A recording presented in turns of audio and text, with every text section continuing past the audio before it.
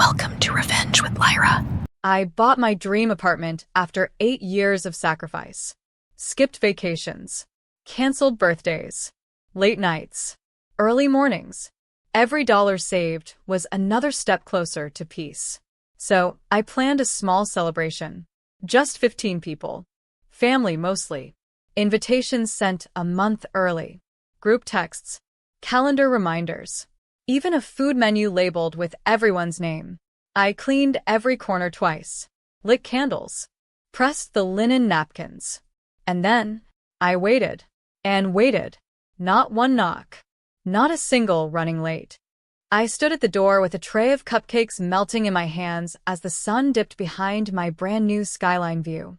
Then I heard it. A ping. My mom had posted a boomerang with champagne flutes clinking in someone else's house. Proud of our girl's first home.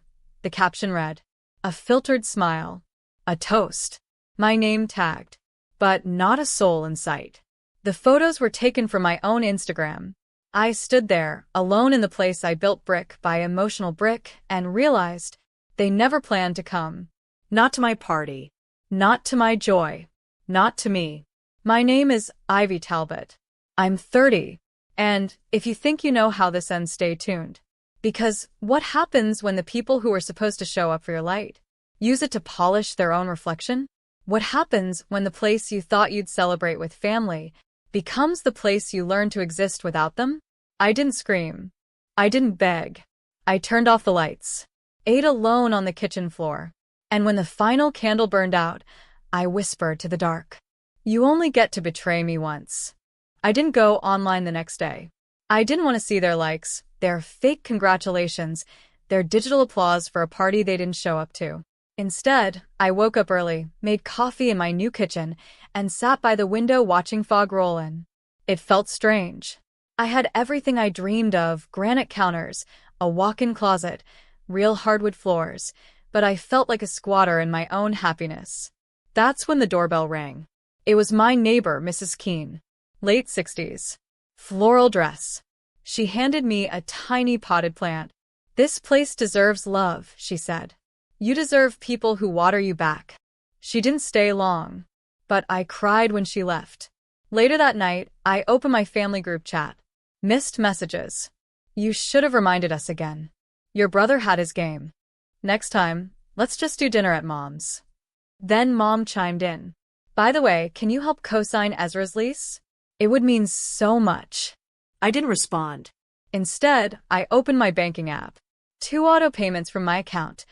One for Mom's cable, one for Ezra's car insurance. I canceled both. I sent a single message. I bought this apartment for peace. Not to be a silent sponsor for people who don't care I exist. Consider this the last payment. Silence. Then 3 dots appeared and vanished. It was the quietest group chat had ever been. I looked around my apartment. Walls I painted myself, shelves I built, windows I cleaned, and whispered, "This home isn't for them. It's for me." Because sometimes the people who never show up are the ones who taught you how to stand alone. A week passed. No apology. No surprise visit. Just silence, and then, predictably, a favor. Mom called, voice tight and sweet. "Ezra's loan didn't go through. They said you were listed as the fallback cosigner. Could you just—" I didn't even let her finish. "I removed myself," I said calmly. "Like I removed the spare keys I left under your mat." A pause. Then her voice sharpened. "Don't punish your family over a little miscommunication. You're being dramatic." There it was. The word again. Dramatic. The word they used when I cried at graduations they skipped.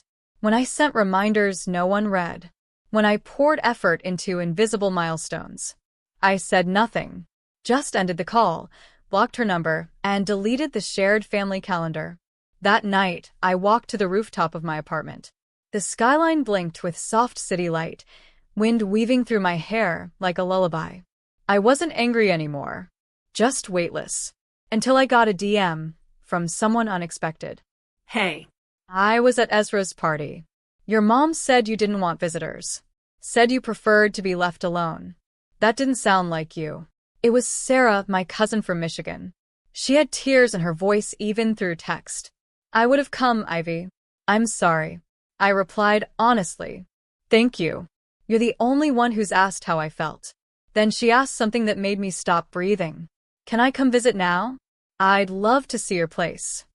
I looked out at the view, lights twinkling like promises, and smiled. Yes. I'd like that. Because healing doesn't mean isolating forever. It means deciding who still deserves a seat at your table. Sarah arrived the next weekend with a tote bag, a bakery box, and arms that hugged like home. We sat on the floor of my empty dining area, eating raspberry tarts off napkins and talking like we used to when we were kids, before distance, before adult things, before expectations cracked everything open. She asked, "Do you miss them?" I thought for a while, watching steam rise from our mugs. I miss the version of them I used to believe in. Then I smiled. But I like this silence more than begging for noise that only hurts. Sarah didn't speak. She just nodded, slow and understanding. Later, we went through old boxes, childhood photos, report cards. One by one, I tossed the pieces I'd held on to out of obligation. And as I folded the final cardboard lid shut, something inside me shifted. I didn't owe anyone this apartment. Not the walls. Not the view. Not the happiness stitched together from broken pieces. They hadn't built this. I had. Sarah left on Sunday, leaving a sticky note on my fridge. Proof you can be the light, even when they leave you in the dark. But Monday brought another storm. An envelope from the family lawyer.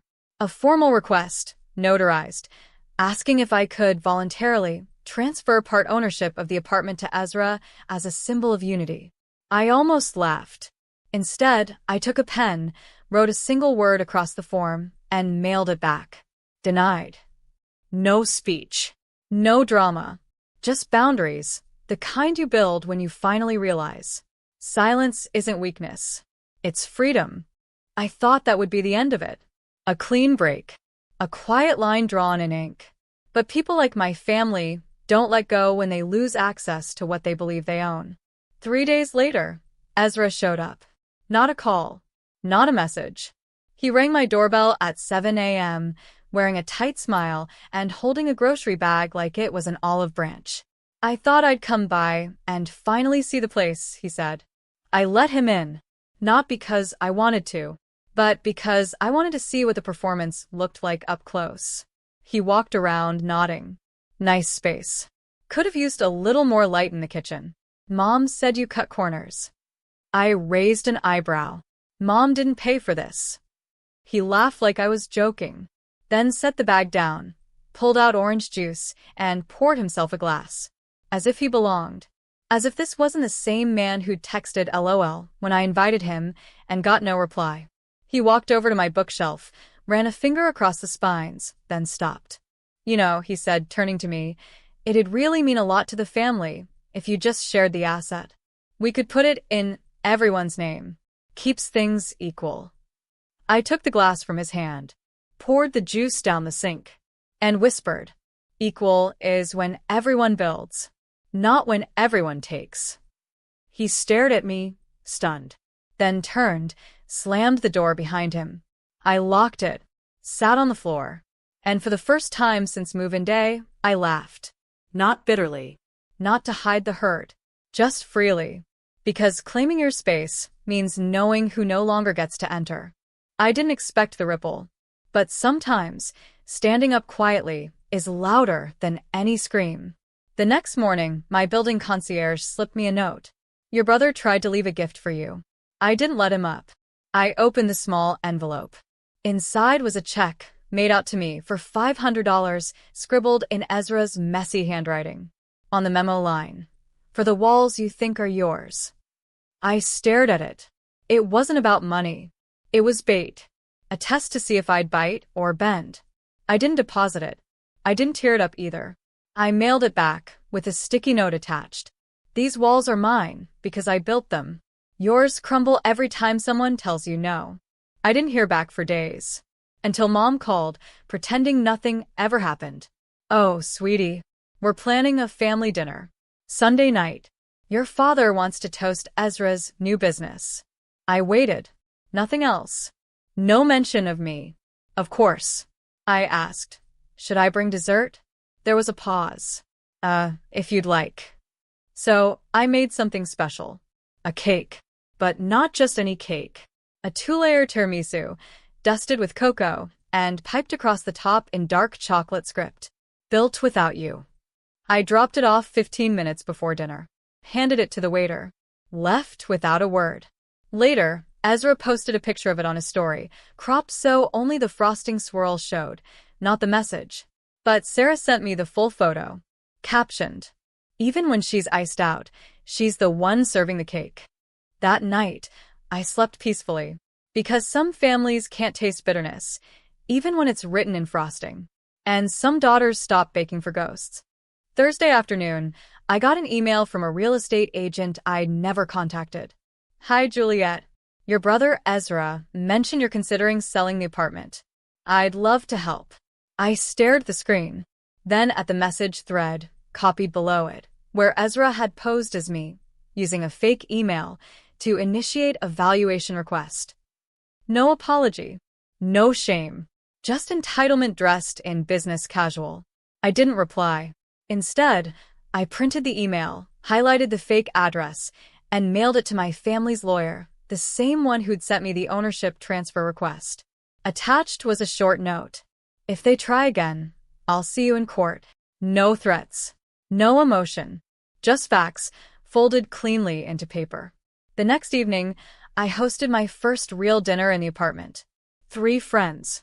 1 coworker. Sarah. No blood relatives. We sat cross-legged around a coffee table filled with takeout boxes, mismatched plates, and 2 bottles of cheap wine. Laughter echoed. Music played from my phone. At one point, someone spilled curry, and we laughed even harder. It wasn't Pinterest perfect. It was real. And it was mine. When they left, Sarah hugged me extra long. "You're finally home," she said. And I felt it deep in my ribs. Not because the place was quiet. Not because it was filled. But because it wasn't pretending. It wasn't waiting for people who wouldn't come.